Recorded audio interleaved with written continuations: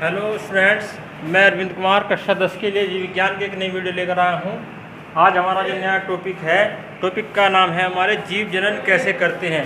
इससे पहले जो हमने आपको टॉपिक कराया था वो था जैव प्रक्रम, वो हमारा कंप्लीट हो चुका था। आज हमारा जो नया चैप्टर है वो है हमारा जीव जनन कैसे करते हैं। इससे पहले एक चैप्टर हो रहा है वो है नियंत्रण एवं समन्वय। वो चैप्टर हमारा इस बार जो कोरोना महामारी है इसकी वजह से चैप्टर सिलेबस में हटा दिया गया है। तो अगर वैसे देखें तो चैप्टर हमारा दूसरा बैठता है, लेकिन अगर हम काउंटिंग के साथ देखें तो हमारा बायो का चैप्टर नंबर 3 है।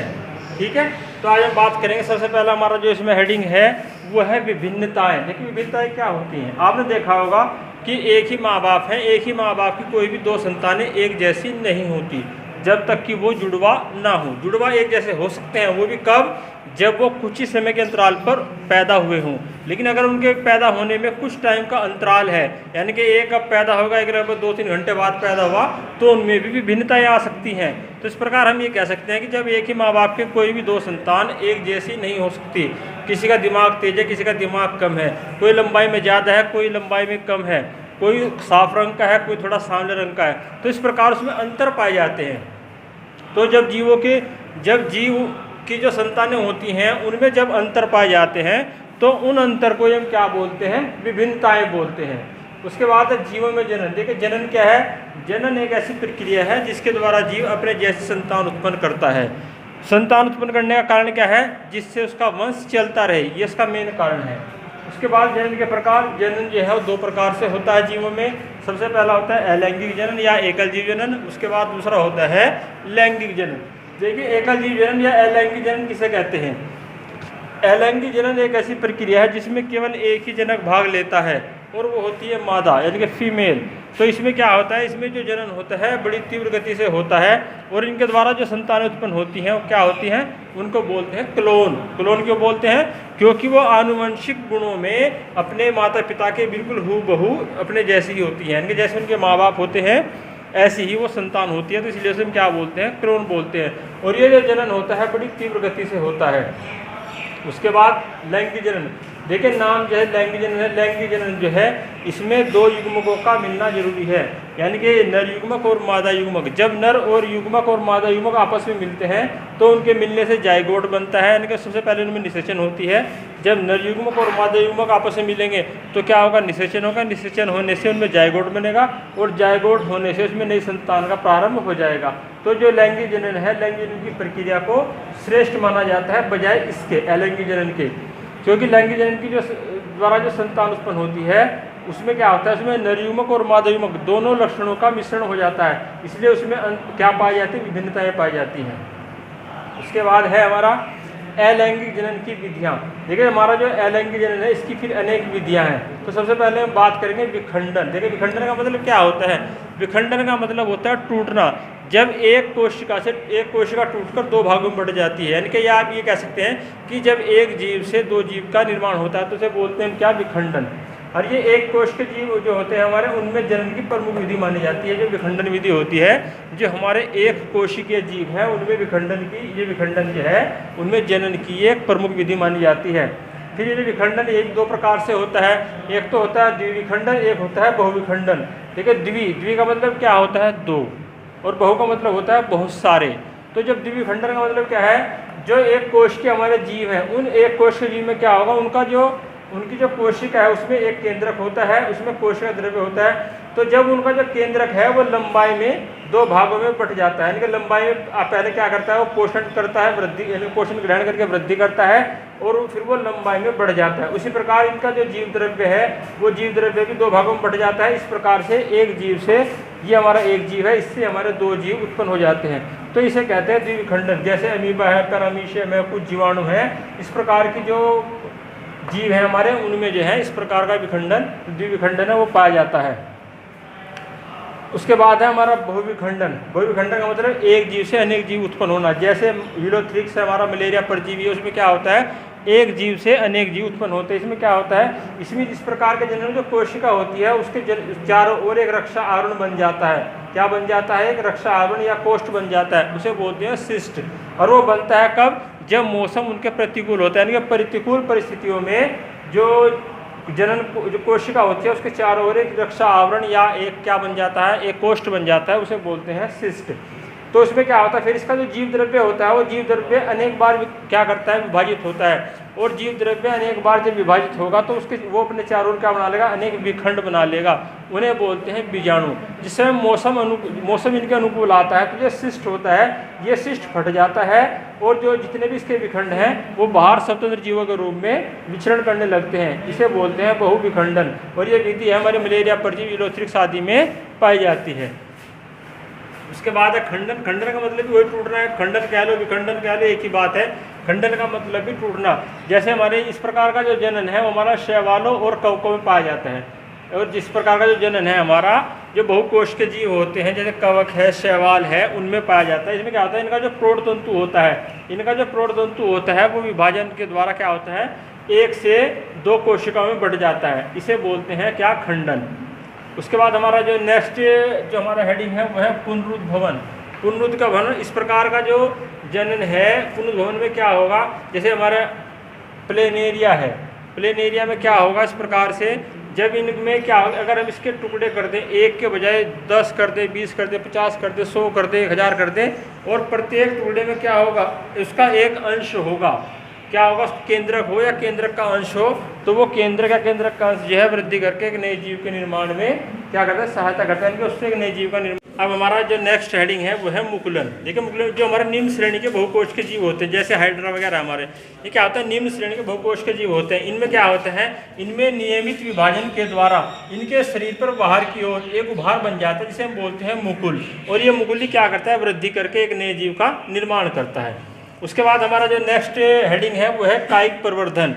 कायिक प्रवर्धन, कायिक जनन, कायिक प्रजनन सब एक ही नाम है, चाहे आप कायिक प्रवर्धन बोले या कायिक जनन बोले या कायिक प्रजनन बोले, यानी कि जब एक पौधे से अनेक पौधे तैयार हो जाएं तो उसे बोलते हैं कायिक प्रवर्धन या कायिक जनन।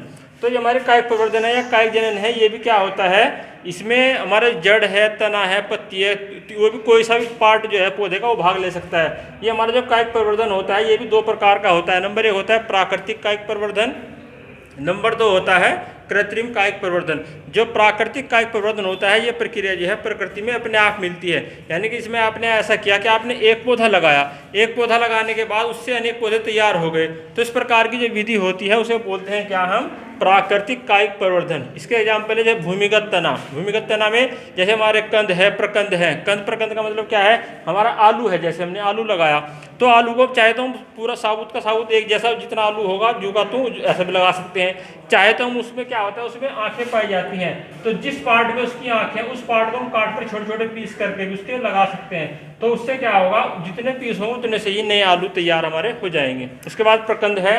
प्रकंद में क्या होगा, जैसे हमारा अदरक है, हल्दी है, उनमें क्या होता है, उनमें नोड्स और इंटर नोड्स पाए जाते हैं, यानी कि उनमें पर्व और पर्व संधियाँ पाई जाती हैं। तो जो पर्व संधियाँ हैं वो शल्क पत्तों से ढकी रहती हैं, तो उसके बाद जो हमारी पर्व संधियाँ हैं उन्हीं से क्या होगा, नए पौधे का विकास हो जाता है। इसे बोलते हैं प्राकृतिक कायिक प्रवर्धन की प्रकंद विधि। उसके बाद है हमारा कृत्रिम कायिक प्रवर्धन। कृत्रिम कायिक प्रवर्धन क्या होता है, कृत्रिम कायिक प्रवर्धन वो होता है जब मनुष्य अपने लाभ के लिए एक पौधे से अनेक पौधे तैयार करता है, जैसे कलम लगाना, दाब कलम, गूटी लगाना, इस प्रकार की जो विधियाँ हैं वो हमारी क्या कहलाती है, कृत्रिम कायिक प्रवर्धन। और इसमें जो मनुष्य होता है वो ज़्यादा लाभ के लिए इस विधि को अपनाता है। उसके बाद हम इसके अलग अलग पार्ट्स पढ़ेंगे। कृत्रिम कायिक प्रवर्धन है, उसके प्रकार क्या हैं, सबसे पहले इसमें हम पढ़ेंगे क्या, नंबर 1 है इसमें हमारा कलम लगाना। अभी हमने बात की थी कि जो कायिक जनन होता है पौधों में, कायिक जनन या कायिक प्रजनन वो कितने प्रकार का होता है। हमने बताया था भी आपको कि 2 प्रकार का होता है, एक प्राकृतिक कायिक प्रवर्धन होता है, एक कृत्रिम कायिक प्रवर्धन होता है। जो प्राकृतिक कायिक प्रवर्धन होता है वो प्रकृति में अपने आप होता है, जैसे मैंने अभी आपको बताया था कि एक पौधा लगाया, एक पौधे से अनेक पौधे तैयार हो गए अपने आप, तो वो होता है प्राकृतिक कायिक प्रवर्धन। उसके बाद हमने दूसरा बताया आपको कृत्रिम कायिक प्रवर्धन। जो कृत्रिम कायिक प्रवर्धन होता है ये प्रक्रिया मनुष्य के द्वारा अपने लाभ के लिए की जाती है, यानी कि मनुष्य जब एक पौधे से ज़्यादा लाभ कमाना चाहता है तो इस प्रकार की जो विधि है वो कृत्रिम कायिक प्रवर्धन कहलाती है। इसकी फिर अनेक विधियां हैं। सबसे पहले इसमें कलम लगाना। देखिए इसमें कलम लगाने की विधि में क्या होगा, जैसे आपने गन्ना देखा, आपने गुलाब देखा, तो गन्ने में गुलाब में क्या होगा, उसके जिन तने पर जो छोटी छोटी, उस तने को छोटे छोटे भागों में काट लेते हैं। और जो हमने छोटे छोटे भाग काटे, उन छोटे छोटे भागों में क्या होनी चाहिए, उनमें कलिकाएं होनी कंपलसरी हैं, उनमें यानी कि उनमें कलिकाएं होनी जरूरी हैं। तो जिसे हम क्या करेंगे, जो हमारा गुलाब है उसे तो हमने सीधा ज़मीन में गाड़ दिया, एक की ओर से भाग को जिस भाग पर कलिका है, और जो हमारा गन्ना है उस गन्ने को हमने लेटा कर या पढ़ाकर ऐसे बो दिया खेत में। तो इसे ये खड़ी कलम कहलाती है। हमारे जो गुलाब की है जो हम जमीन में सीधी काटते हैं, और जो हमारे गन्ने की है जो पढ़ाकर ऐसे बोते हैं गन्ने खेत में, ये क्या कहलाती है, हमारी पड़ी कलम।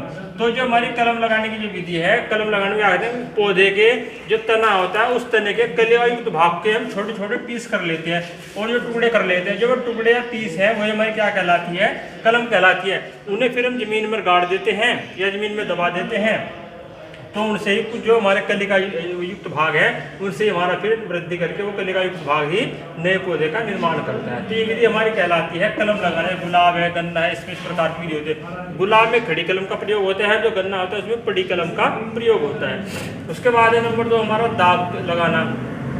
इसे दाब लगाना कह लो या दाब कलम कह लो, एक ही बात है। दाब लगाना, दाब कलम में क्या करते हैं, इसमें किसी ऐसे पौधे की शाखा, जिसकी जो सबसे ऐसे पौधे की शाखा लेते हैं जो मुलायम हो, और जो सबसे पौधे की जो निचली शाखा है वो शाखा मुलायम होनी चाहिए। तो क्या करते हैं, उस पौधे की शाखा को हम झुकाकर उसे जमीन में दबा देते हैं। लेकिन एक चीज़ ध्यान रखनी है कि इसको जो उसका जो बाहरी सिरा है वो ऊपर ही रहना चाहिए, इनके वो जमीन से बाहर ही रहना चाहिए। तो हम क्या देखते हैं कि जो भाग हमने उसका जमीन में दबाया था उससे कुछ समय के बाद क्या होगा, उससे अपस्थानी जड़ें निकलनी प्रारंभ हो जाएंगी। जैसे ही इसमें अपस्थानी जड़ें निकलनी प्रारंभ हुई, इस पौधे को यहीं से काटकर इतना इसे अलग लगा दिया, तो इसे कहते हैं दाब लगाना या दाब कलम विधि। जैसे बेला हमारा जो पौधा है उसमें, चमेली, इस प्रकार के पौधों में इस प्रकार की जो विधि, ये प्रजनन की विधि है, प्रवर्धन की विधि है, वो काम आती है। तो नंबर 3 है हमारा इसमें बूटी बांधना। देखिए जिन पौधों में कलम लगाना, दाब कलम, इस प्रकार की विधि कामयाब नहीं हो पाती, ना तो ये सफल हो पाए कलम लगाने वाली विधि, ना हमारी दाब लगाना या दाब कलम विधि सफल हो पाए, तो उसमें हम क्या करते हैं, बूटी बांधने वाली जो विधि है उसका प्रयोग करते हैं। उसमें क्या करते हैं, हमारी इस पौधे की जो शाखाएं होती है सख्त होती हैं, तो इसमें सख्त जो शाखाएं होती है, इसमें क्या करते हैं, इसमें हम क्या करेंगे, सबसे पहले ऊपर एक घड़ा बांध देंगे, घड़े के अंदर पानी भरेंगे, उसमें नीचे एक छिद्र करेंगे और छिद्र करने के साथ साथ उसमें एक रस्सी बांध देंगे, और फिर उस रस्सी को निचली शाखा पर क्या करेंगे, एक खाद युक्त मिट्टी लेंगे, जिस मिट्टी के अंदर खाद मिली हुई हो।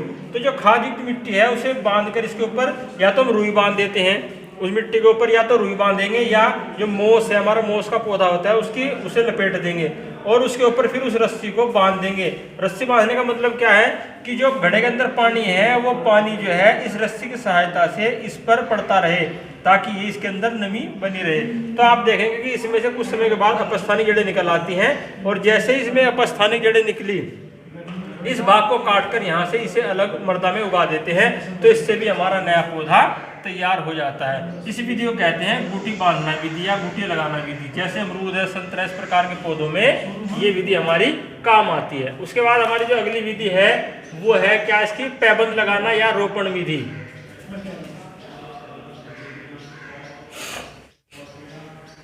तो पैबंद लगाना या रोपण विधि में क्या करते हैं, जिसमें क्या करते हैं, हम कोई भी ऐसे 2 पौधे लेंगे, उनके तने लेंगे, जो हमारा इसमें 2 भाग लेंगे, जो ऊपर वाला भाग है वो तो लेंगे वांछित पौधे का, जो पौधा हमें तैयार करना है उसे बोलते हैं ऊपर वाले भाग को सयान, और जो नीचे वाला भाग होता है उसे बोलते हैं स्टोक या स्कंद।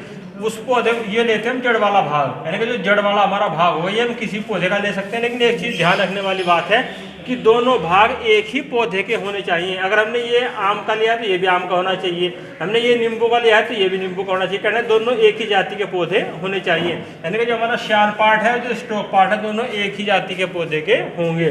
तो इसमें हम एक तिरछा काट लगाते हैं, दोनों में, श्यान में भी और स्टोक में भी।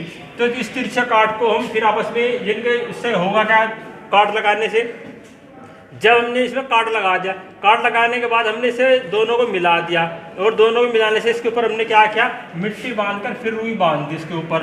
तो उससे क्या होगा, जो इसके जाइलम और फ्लोएम है, वो जाइलम और फ्लोएम यानी कि इसका जो कैम्बियम है वो आपस में सीधे मिल जाएंगे, जिससे क्या होगा, जो जड़ वाला पार्ट है उससे तो इसे क्या होगा, जाइलम के द्वारा जल और खनिज लवण प्राप्त होते रहेंगे श्यान पार्ट को। और जो श्यान पार्ट है हमारा, इससे क्या होगा, इसके अंदर फ्लोएम है, तो जो फ्लोएम है वो फ्लोएम से उसे क्या होगा, जो खाद्य पदार्थ हैं, तो वो खाद्य पदार्थ इस जाइलम वाले इस भाग को, जो स्टोक भाग है, इसे प्राप्त होते रहेंगे। तो इस प्रकार हमारा एक नया पौधा तैयार हो जाएगा। इसे बोलते हैं कशारोपण। जिनके जो पैबंद लगाने की विधि है, इस पैबंद लगाने की विधि भी हमारी ये कितनी होती है, ये भी 3 प्रकार की होती है।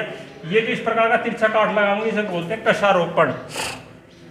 उसके इसका बाद इसका जो बी पार्ट है वो है स्फान रोपण। स्फान रोपण में हम क्या करते हैं, हम जो हमारा जो श्यान पार्ट है, ये होता कौन सा होता है हमारा, श्यान भाग, इसे बोलते हैं श्यान। और इसे आप स्टोक या कुछ भी कह लो, या इसे स्कंद कह लो, इसे स्टोक भी बोलते हैं या स्कंद भी बोलते हैं। तो इसमें हम एक वी के आकार का कट लगाएंगे जो हमारा श्यान भाग है। और ये हमने आपको भी बताया था कि ये लेंगे वांछित पौधे का, जिस पौधे को हमें तैयार करना है। तो जो हमारा ये जो हमारा स्टोक पार्ट है, ये रोग रहित होना चाहिए, हमारे इसके अंदर कोई बीमारी नहीं होनी चाहिए, कोई रोग नहीं होना चाहिए। तो इसमें एक वी आकार कट लगाते हैं और इसमें एक एम आकार कट लगाते हैं। तो ये कट इस प्रकार लगाते हैं कि ये जो कट है श्यान पार्ट का, जो श्यान पार्ट कट है, इस पार्ट में आराम से फिट हो जाए। और जब इसमें आराम से फिट हो जाएगा तो इसके ऊपर हम वही मिट्टी लगाकर इसके ऊपर रुई बांध देंगे या मोस लगा देंगे, तो इससे भी हमारा एक नया पौधा तैयार हो जाएगा। ये विधि हमारी कहलाती है स्फान रोपण विधि। उसके बाद नंबर 3 पार्ट है हमारा कलिका रोपण। कलिका रोपण में हम क्या करते हैं, हम पौधे की जो छाल होती है उस छाल में एक कट लगाते हैं। उस पौधे की छाल में जैसे हमने एक कट लगाया तो उसमें एक कलिका युक्त भाग, एक हम ऐसी कोई वो लेंगे टहनी पौधे की जिसमें कलिका हो, और इसमें मिट्टी लगाकर इसके ऊपर रुई बांध कर फिर इसे बांध देते हैं। तो इससे क्या होगा, हम देखते हैं कि कुछ समय के बाद, यानी कि जो हमें कलिका लगानी जरूरी है, ये इसमें कलिका होनी कंपलसरी है, तभी जाकर नया पौधा हमारा होगा।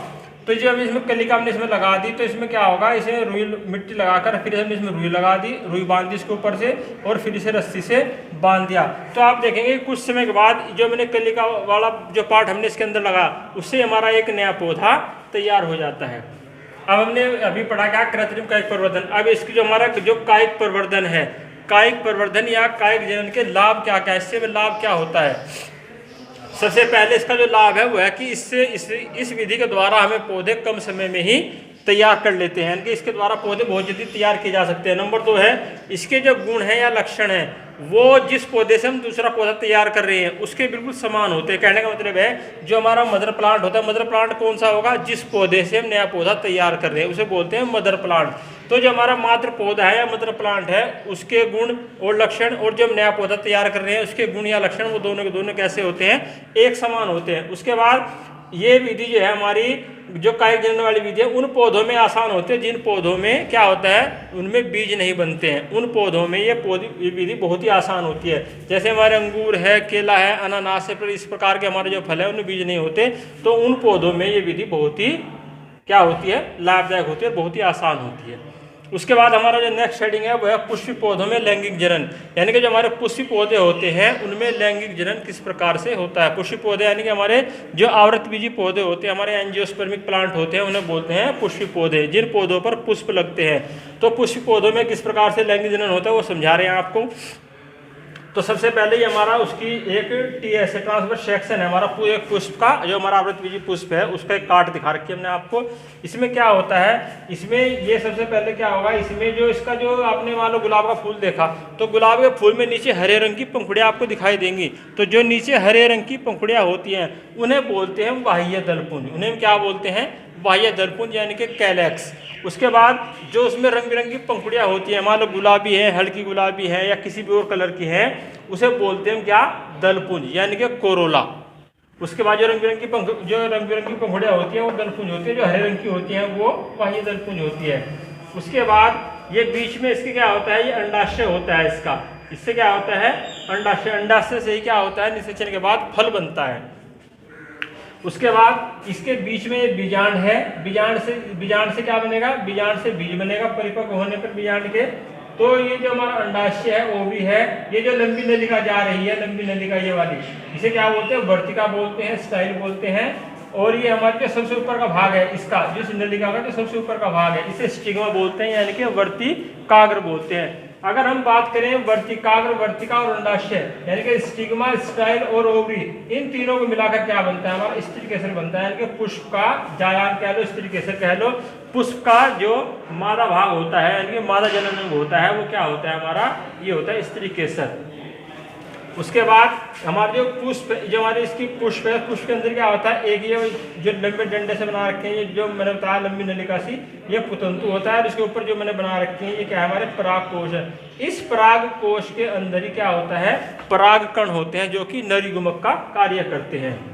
तो जो हमारा पराग कोश है और जो हमारा पुतंतु है, इन दोनों को मिलाकर क्या बनता है, पुंमंग या पुंकेसर। यानी कि ये हमारे नर जननांग है, ये हमारे तीनों क्या है, मादा जननांग है। यानी कि कोई भी पुष्प हो, एक पुष्प के अंदर 4 भाग कंपलसरी हैं, बाह्य दलपुंज, दलपुंज, पुंमंग, इसे ये पुंमंग है हमारा, और ये तीनों मिलाकर इस तरीके से कह लो या इसे जायांग कह लो। जिस पुष्प में ये चारों भाग होंगे, बाह्य दलपुंज, दलपुंज, पुंमंग और जायांग, यानी कि कैलेक्स, कोरोना, एंड्रोशियम और गाइनीशियम, उस पुष्प को कहते हैं कंप्लीट पुष्प, यानी कि पूर्ण पुष्प। और जिस पुष्प में इन चारों में से कोई सा भी एक भाग नहीं होता है, उसे बोलते हैं क्या, अपूर्ण पुष्प, यानी कि इनकम्प्लीट पुष्प। तो इस प्रकार से जो हमारा पुष्प है, उस पुष्प में चारों भाग होने जरूरी हैं। और एक चीज़ और बता दूं मैं आपको, जिस पौधे पर नर और मादा पुष्प एक ही पौधे पर होंगे, वो होता है हमारा उभयलिंगी पुष्प, उसे क्या बोलते हैं, उभयलिंगी। और जब नर और मादा दोनों पुष्प अलग अलग पौधे पर होते हैं, तो उसे बोलते हैं एक लिंगी। तो अब हम इसके हमने चारों पार्ट बताए। जो इसका बाह्य दलपुंज होता है, ये सबसे बाहरी चक्र होता है, इसका सबसे बाहरी चक्र होता है, प्रथम चक्र होता है, और अनेक बाह्य दलों से मिलकर ये बना होता है। उसके बाद जो हमारा दलपुंज है, ये इसका दूसरा चक्र होता है, और दूसरे चक्र में जो हमारा दलपुंज है, ये भी अनेक दलों से मिलकर बना हुआ होता है। उसके बाद करेंगे बात पुंमंग की। जो पुंमंग है हमारा, पुंमंग पुतंतु और परागकोश से मिलकर क्या बनता है, पुंमंग बनता है या पुंकेसर बनता है। ये हमारा तीसरा पार्ट है, इसका तीसरा चक्र है, और यही नर जनन अंग कहलाता है पुष्प का। उसके बाद हमारी वर्तिकाग्र है, वर्तिका है, अंडाशय, ये चौथा चक्र है, और इसे हम इस तरीके से जायांग कहते हैं, और ये पुष्प का चौथा चक्र है, और ये पुष्प का मादा जनन अंग कहलाता है। तो इस प्रकार से ये एक पुष्प है, उस पुष्प में जो हमारा बाह्य दलपुंज है और दलपुंज है, ये तो कहलाते हैं सहायक चक्र। क्या कहलाते हैं, आवश्यक चक्र, क्योंकि इनका कुछ सहायक चक्र होते हैं, इनका कोई भी जनन अंग में कोई भी रोल नहीं होता है। लेकिन जो हमारा पुंमंग होता है और जो हमारा जायांग होता है, ये होते हैं इसके आवश्यक अंग, यानी कि इनके द्वारा ही ये क्या करते हैं, जनन की प्रक्रिया करते हैं। जो हमारा पुंमंग है और पुंकेसर है, ये जायांग है, ये क्या कहलाते हैं, हमारे पुष्प के नरजनन और मादा जनन कहलाते हैं। ये हमारे नरजनन है पुष्प के, ये हमारे पुष्प के मादा जनन अंग है। तो इस प्रकार से मैंने पुष्प की संरचना के बारे में आपको बताया। अब आगे इसके बारे में अगली वीडियो में और चीज़ बताने जा रहा हूँ, उसे ध्यानपूर्वक समझना।